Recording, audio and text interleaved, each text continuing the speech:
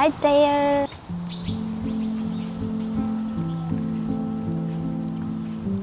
You know, I can sit here all day. Feel like you kind of forget all of your worries. I've always believed that Beijing's parks are some of the city's hidden gems.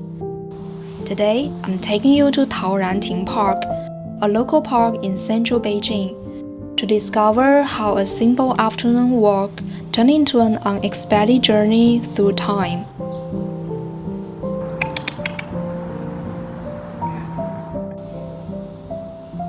And now these people were gone, but this tree is still here.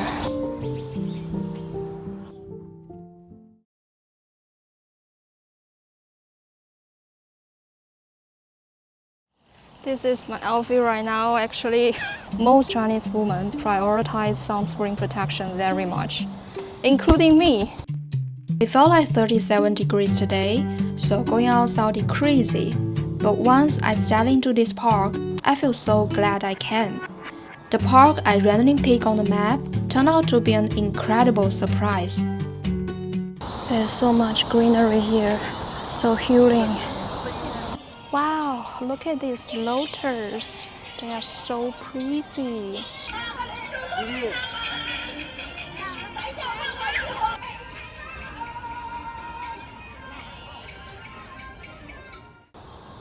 It's so beautiful here, really out of my expectation. It's like a mini summer palace. Look at the cloud, so stunning. You know, I can sit here all day if it's autumn. Right now it's still a little bit too hot.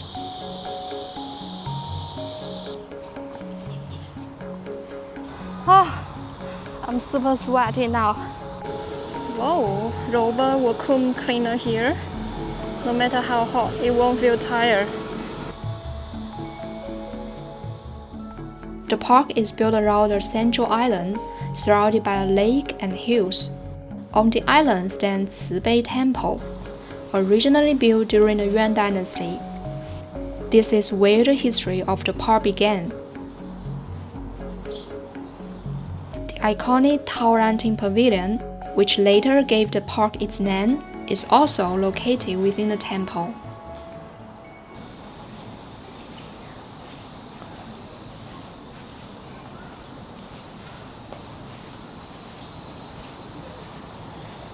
Taoran, the name of this park, the name of this pavilion.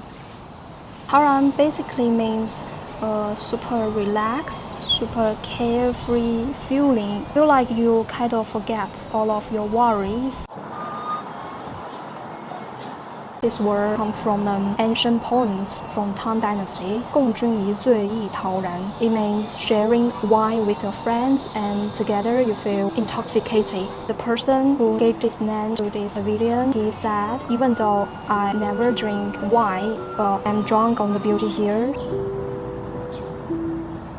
Right now, I suddenly understand why this place was named Taoran. It's the most correct word to describe this place.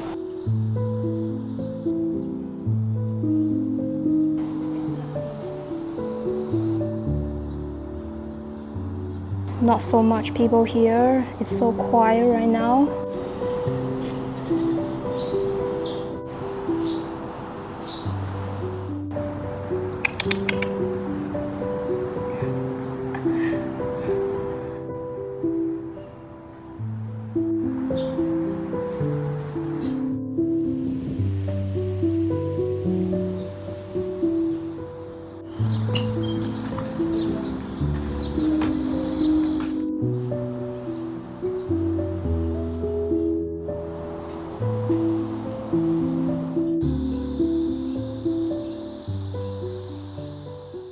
This Buddhist sculpture pillar is the oldest object in this temple. 1099, wow, 900 years ago. The structure of this temple is pretty changeable and flexible. It seems that it doesn't follow the traditional structure of Chinese courtyard. When you go through this courtyard, you feel like the view changes every step.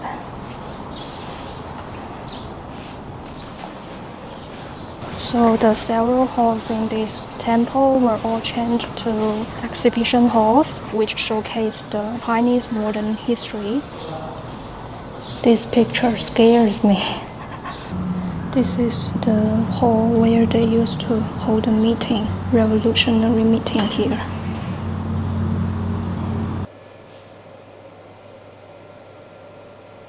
A really good prime minister in Chinese history, Zhou Enlai.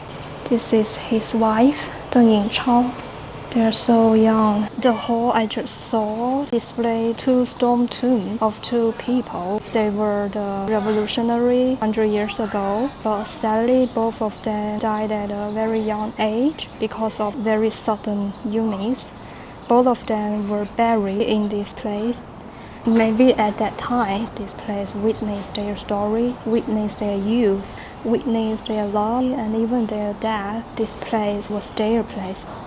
This picture was taken in 1920, and this group of people were the revolutionary people at that time. And this one is Mao Zedong. They were taking photo in front of this tree, and now these people were gone, but this tree is still here in this little courtyard.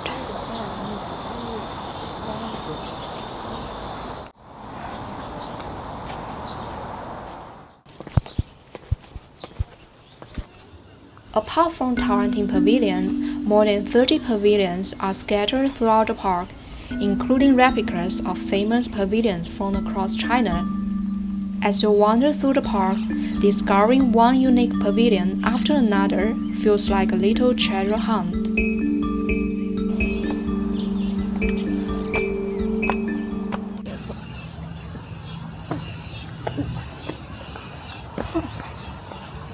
This pavilion looks fantastic too, but I don't like the stone steel inside. It's too serious. It's a little bit like tomb. Since it's getting darker, I feel it's a little bit scary here. It's like the view appear in those ghost stories. As evening fell, I headed home. On the subway, I suddenly remember an old inscription at Taoranting, written 133 years ago in classical Chinese. I looked it up, and what I found really surprised me.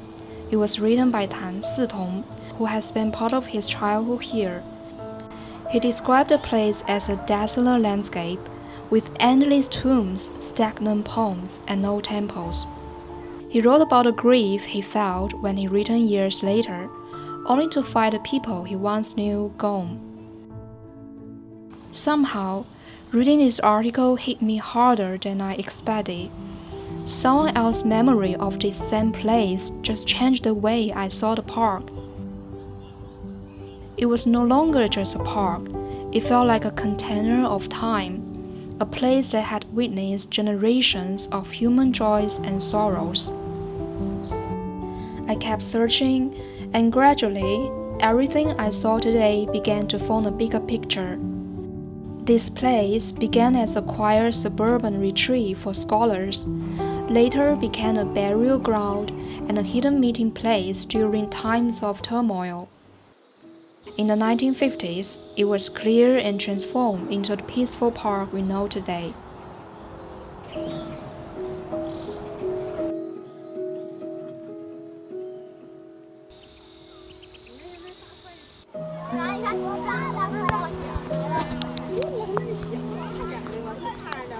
It said don't go fishing, don't play with water, and don't shrimping.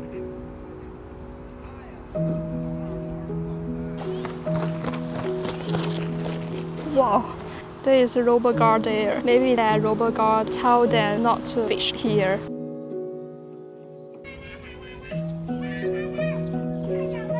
One day, today will become history too, but it will still live on in words and in videos like mine, waiting for someone, perhaps hundreds of years from now, to rediscover it. They are keeping the same pace. 原始人大战球！哇！世界上有很多的东西，你舍不得那些带去。月亮带走的。